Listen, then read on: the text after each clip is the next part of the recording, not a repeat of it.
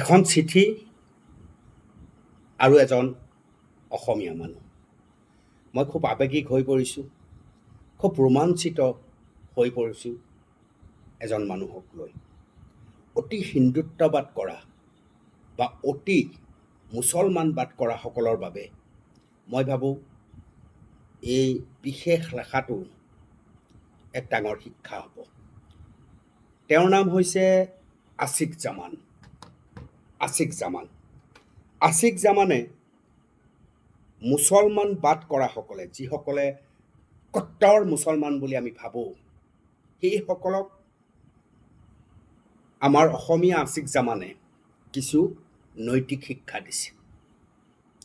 মই কাষত অকণমান চিঠিখন আপোনালোকক দেখুৱাই দিছোঁ। সামাজিক মাধ্যমত লিখিছে আছিক জামান। মোৰ দুখ হৈ গৈছে আছিক জামান ডাঙৰীয়া, যে আপোনালোকৰ নিচিনা স্পষ্টবাদী আৰু মানুহৰ বাবে জীৱন সমাপন কৰা লোক যেতিয়ালৈকে অসমত থাকিব, অসমীয়া থাকিব, তেতিয়ালৈকে অসমীয়াৰ বিপদ কাহানিও নহয়, মই নিশ্চিত।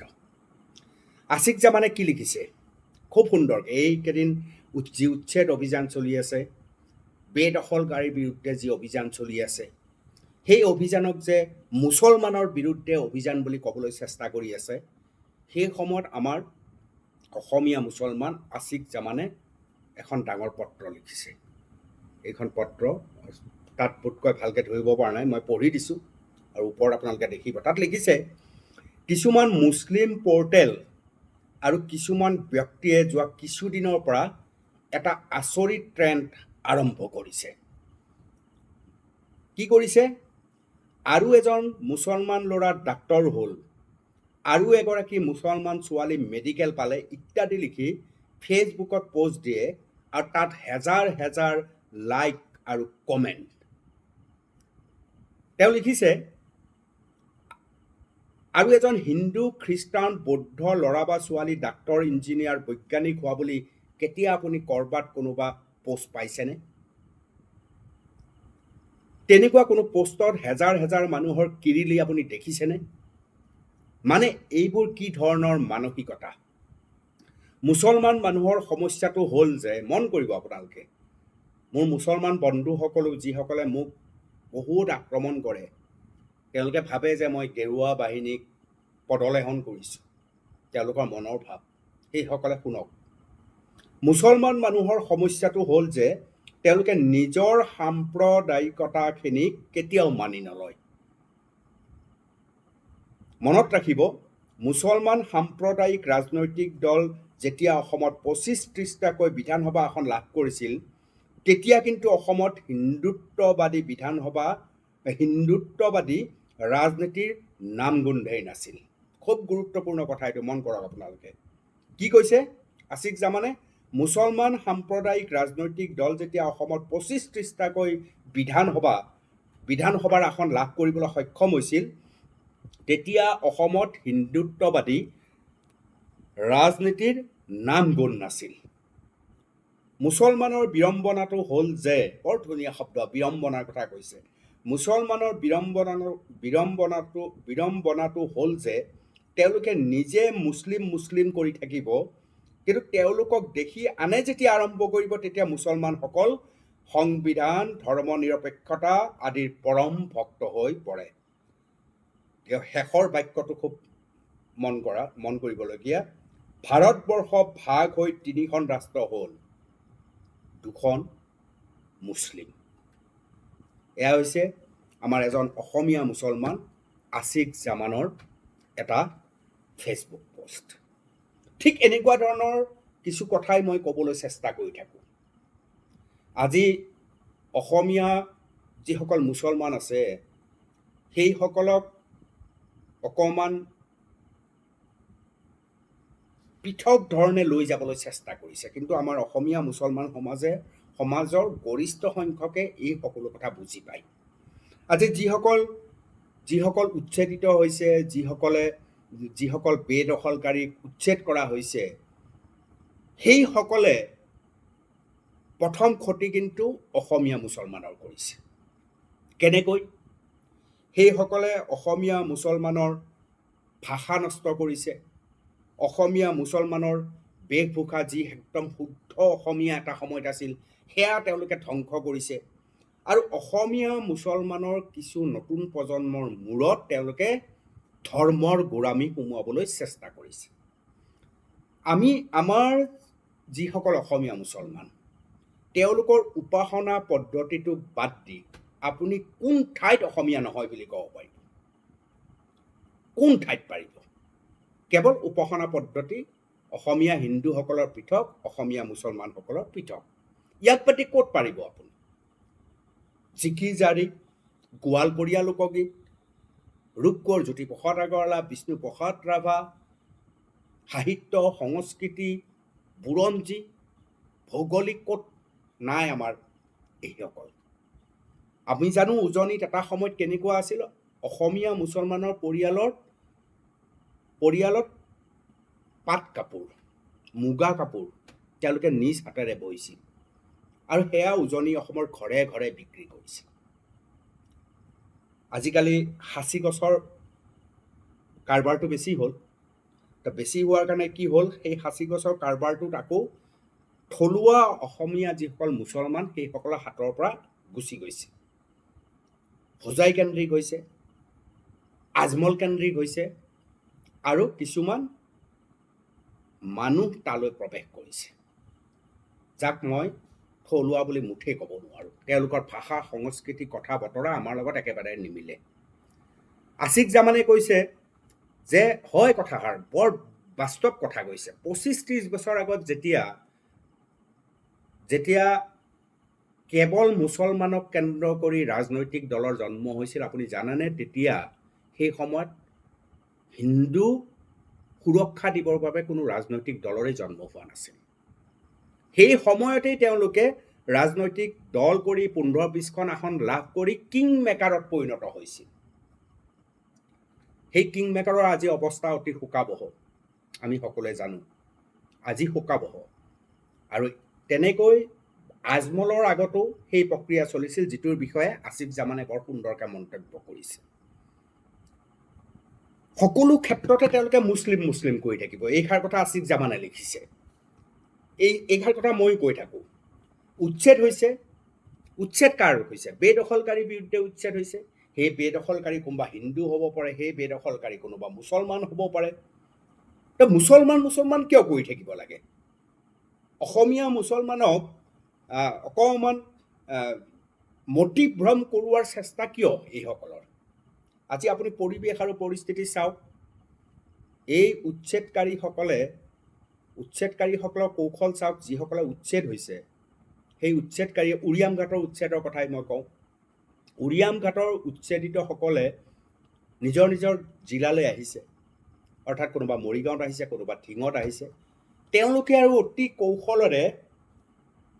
অতি কৌশলেৰে ভাৰতৰ নিৰ্বাচনী আয়োগলৈ চিঠি লিখি কৈছে যে আমি ভোট 26ৰ বিধানসভা নিৰ্বাচনত আমি কিন্তু ভোট দিম উৰিয়াম ঘাটত। তোমালোকে তাত মাটি দখল কৰিছিলা, চৰকাৰী মাটি বনভূমিৰ পৰা তোমালোকক বেদখল কৰা হৈছে।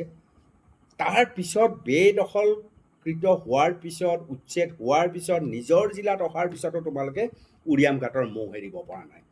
আৰু বুজাব খুজিছে যে নিৰ্বাচন আয়োগলৈ পত্ৰ লিখি তাত ভোট দিয়াৰ ক্ষমতা অৰ্জন কৰি তেওঁলোকে বুজাব বিচাৰিছে যে আমি ইয়াৰেই বাসিন্দা, আমি অৰ্থাৎ উৰিয়াম ঘাটৰ বাসিন্দা, আমি মৰিগাঁও টিঙৰ নহয়। এটা সময়ত মানুহে ভাবিব হয় এওঁলোক উৰিয়াম ঘাটৰে বাসিন্দা আছিল। সমান্তৰালভাৱে চাওক, জমিয়তে আজি দুঃসাহস কৰিছে। অসমত মুখ্যমন্ত্ৰী কোন হ'ব সেয়া অসমৰ ৰাইজে নিৰ্ধাৰণ কৰিব।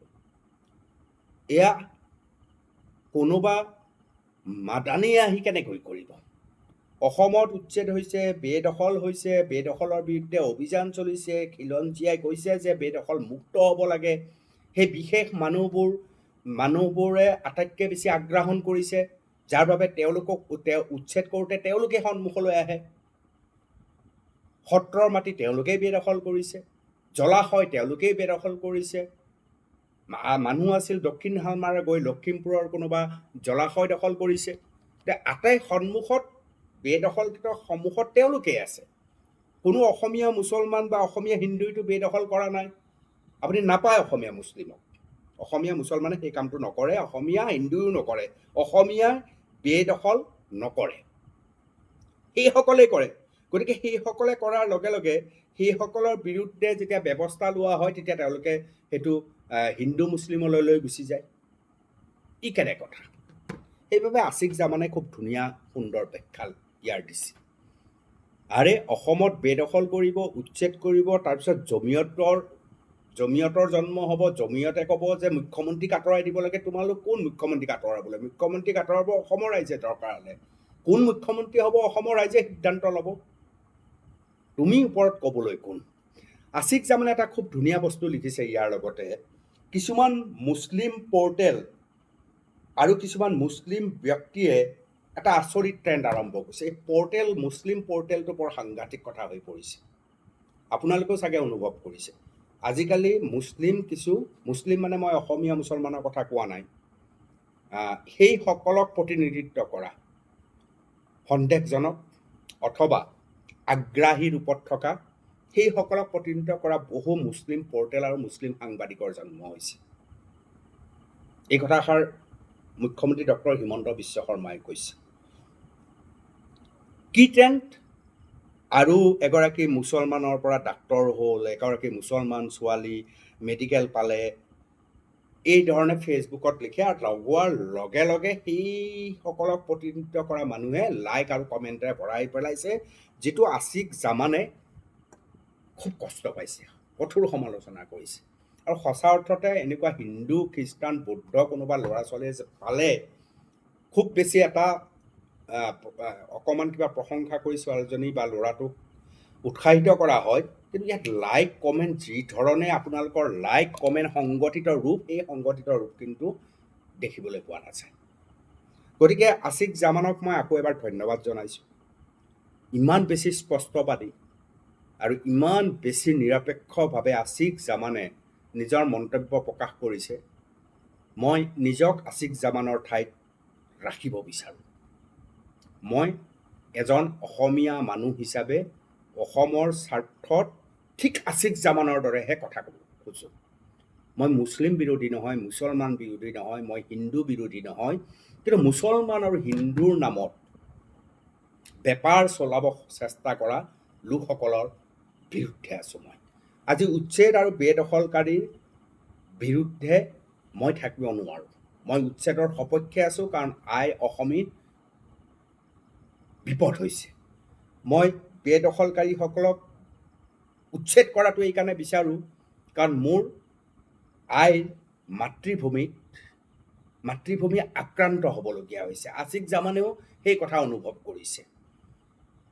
মুছলমান সাম্প্ৰদায়িক ৰাজনৈতিক দল তেওঁলোকে জন্ম দিয়ে, আৰু তেতিয়াই এই মুছলমানৰ এই ধৰণৰ এটা কট্টৰবাদী মনোভাৱৰ বাবে সেই মুছলমান, মই অসমীয়া মুছলমানক পিছলীয়া কৰি ৰাখিছোঁ, সেইসকলৰ এই কট্টৰবাদী মনোভাৱৰ বাবে আজি হিন্দুত্ববাদী সংগঠনৰ জন্ম হ'বলগীয়া পৰিস্থিতি হৈ গৈছে।